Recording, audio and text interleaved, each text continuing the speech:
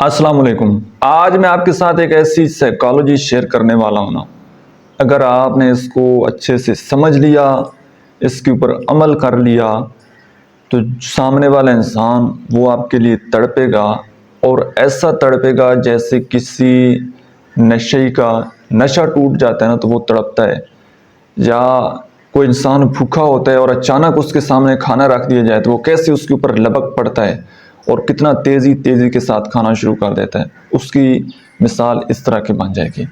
तो वीडियो को आपने लास्ट तक देखना है और वीडियो में आगे बढ़ने से पहले अगर आप हमारे चैनल पर नए हैं तो चैनल को सब्सक्राइब कर देना है और वीडियो को लाइक कर देना है। देखिए, सबसे पहली बात तो अपने जहन में ये रख लें कि मोहब्बत का ताल्लुक जो है ना, वो मिकदार से नहीं होता, वो मेयार से होता है। अब इसकी आपको सादा सी एग्जांपल दूं। आप जिस घर में रहते हैं या आप जिस ऑफिस में काम करते हैं, वहाँ पर लोग आपके साथ मोहब्बत करते होंगे, आपके दोस्त होंगे। अगर फैमिली की मिसाल ली जाए तो फैमिली के साथ आपका एक ब्लड रिलेशनशिप होता है और उन्होंने आपके लिए बहुत सारी कुर्बानियाँ दी हुई होती हैं। ठीक है, आप एक कमरे में होते हैं, 24 घंटे उनको अवेलेबल होते हैं, लेकिन वहाँ पर मे बी आपकी इतनी रिस्पेक्ट ना हो, इतनी इज्जत, इतनी मोहब्बत आपको ना मिल रही हो, और एक इंसान जो 7 समंदर आपसे दूर हो, ठीक है, और वो आपका इतना ख्याल रख रहा हो, आपको देखने के लिए तरस रहा हो, और आप उसके थोड़े से टाइम के लिए आप उसका घंटों घंटों इंतज़ार करते हो, तो ये सब कुछ क्या है? वो थोड़ा सा टाइम आपको दे दे तो आप बड़े हैप्पी हो जाते हैं, आपका मूड खुश हो जाता है और आपके काम में दिल लगने लग जाता है। आप फैमिली के साथ अच्छे से बिहेव करना स्टार्ट कर देते हो, आपका पढ़ाई में दिल लगता है, आपका काम करने को दिल करता है, आपकी ज़िंदगी और आपके वो मोमेंट जो हैं वो बड़े शानदार मोमेंट हो जाते हैं। आप उस चीज़ को एंजॉय करते हो, घंटों घंटों बैठकर आप अकेले हंसते रहते हो, घंटों घंटों बैठकर आप उस इंसान के मैसेजेस देखते रहते हो। ये सब क्या है? फैमिली से ज़्यादा कोई मोहब्बत कर सकता है? तो कर सकता है ना, कोई चाह सकता है आपको कि जिसके लिए आप इतना सब कुछ कर रहे हो। तो पहली बात ये कि मोहब्बत जो है इसका ताल्लुक मिकदार से नहीं है, ज़्यादा से नहीं है। मेयार हो, थोड़ी हो, लेकिन पायदार हो, ओरिजिनल हो, एक नंबर हो, तो उसकी वैल्यू ज़्यादा है।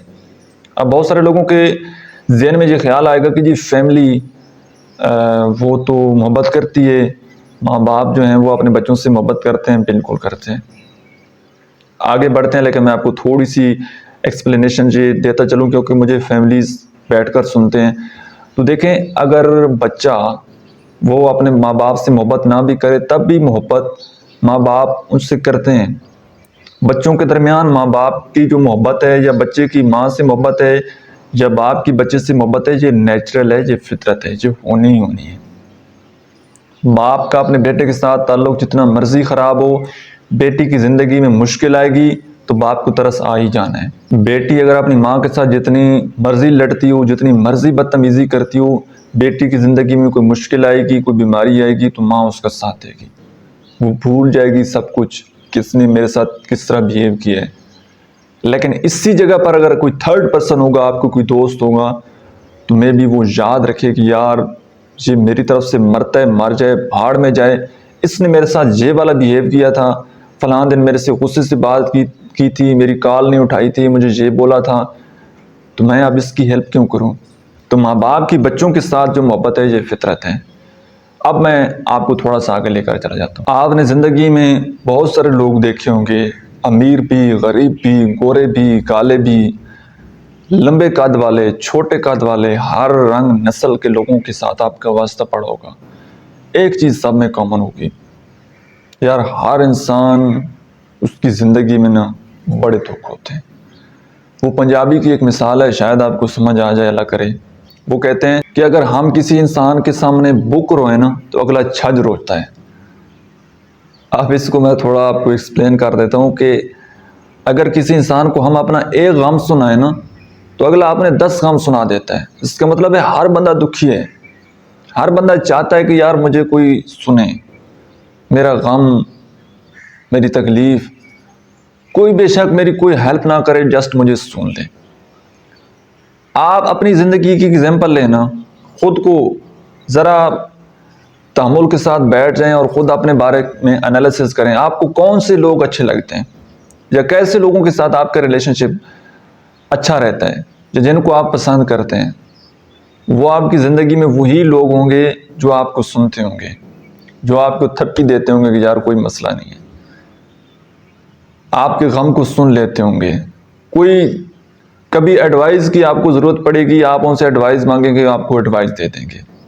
ऐसा है, आपको ज़िंदगी में ऐसे कम लोग ही पसंद आएंगे कि जिनके साथ आप मिलें और वो आपको एडवाइस देना स्टार्ट कर दें, फॉलो अप करना स्टार्ट कर दें कि ज़िंदगी में ये कर लो, ऐसे नहीं, ऐसे होता है, ऐसे नहीं, ऐसे, मैंने अपनी ज़िंदगी में ये किया, मैंने ये किया, मैंने वो किया, मैंने ये अचीव किया। आप थक जाएंगे कि यार ये बंदा क्या है, ये तो कोई नार्सिसिस्टिक पर्सनैलिटी का बंदा है कि बस मैं अपनी ज़ात से ये बंदा निकल ही नहीं रहा।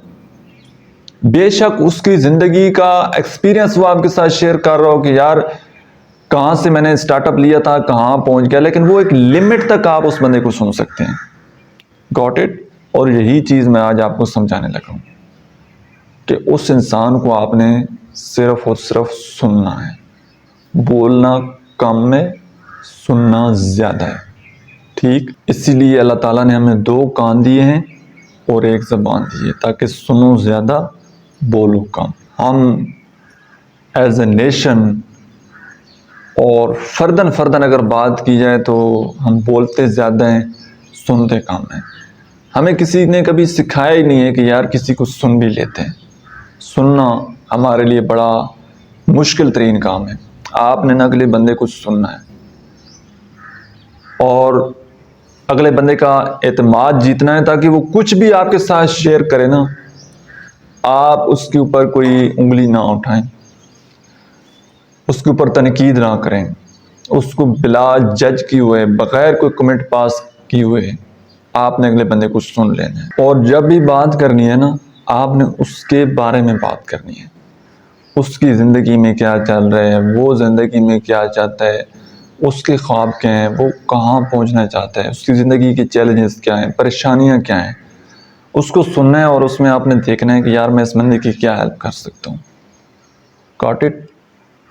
लेकिन जब आप इस माइंड से होंगे कि बस मैंने सिर्फ बातचीत करनी है, तो ये कॉन्शियसली आपको करना पड़ेगा, एक्टिव होकर क्वेश्चन करने पड़ेंगे, सुनना पड़ेगा और उसकी ज़िंदगी की जो वीकनेसेस होंगी, जो उसकी ज़िंदगी की चैलेंजेस होंगे, आपने वहाँ पर उसको पुश करना है, उसका साथ देना है। कुछ नहीं कर सकते, हौसला दे दें कि यार मैं इंशाल्लाह आपके साथ हूँ, आप कदम बढ़ाएं, मैं जितना आपके लिए कर सका मैं आपके लिए करूँगा। आपके अल्फाज ही बहुत होंगे उसके लिए, और ये बातें ज़िंदगी भर फिर याद रहती हैं। फिर वो बंदा आपको कभी भूल नहीं सकता। उसको पता होगा कि यार मेरी ज़िंदगी का एक मुश्किल वक्त था, इस बंदे ने, ये वह बंदा था जिसने मुझे कहा है कि मैं आपके साथ हूँ, और जो काम आप उसके लिए कर सकते हैं, जो उसके लिए हेल्प कर सकते हैं, वो आपने करनी भी ज़रूर है।